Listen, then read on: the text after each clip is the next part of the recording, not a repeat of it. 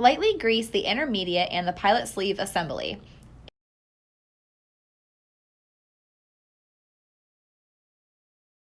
Insert pilot sleeve assembly into the intermediate.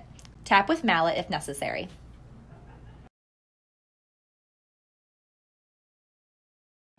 Attach retaining plate on each side with 3 screws.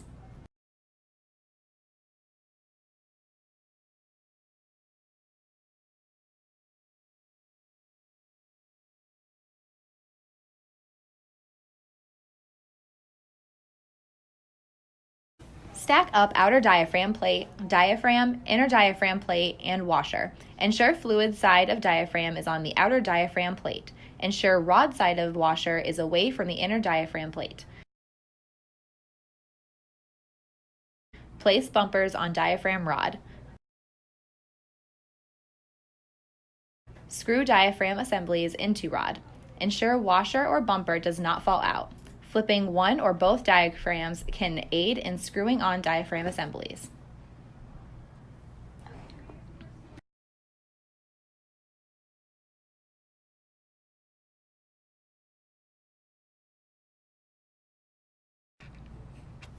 Torque outer diaphragm plate to 372 inch-pounds. Flip the intermediate assembly and torque second outer diaphragm plate to 372 inch-pounds.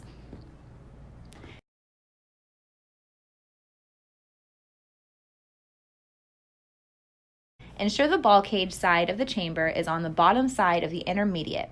When placing the metal half rings, place 1 half ring on the bottom half of the intermediate and 1 on the top half. Ensure flat side is on intermediate. When inserting bolts and nuts, split lock washers go on the metal ring. The 2 bottom bolts will need to go in from the intermediate side.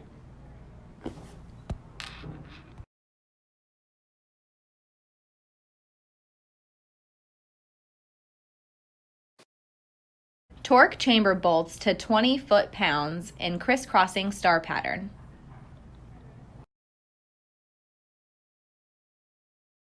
Insert balls, valves, and O-rings into chambers. Ensure valve seats are flush or below flange surface. Attach suction manifold.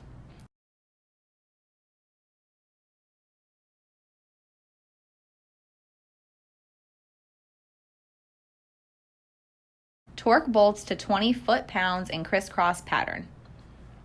Insert balls, valves, and O-rings into discharge manifold. Ensure valve seats are flush or below flange surface. Attach discharge manifold to chambers. Torque bolts to 20 foot-pounds.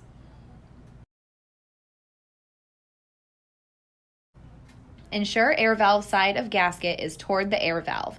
Attach air valve.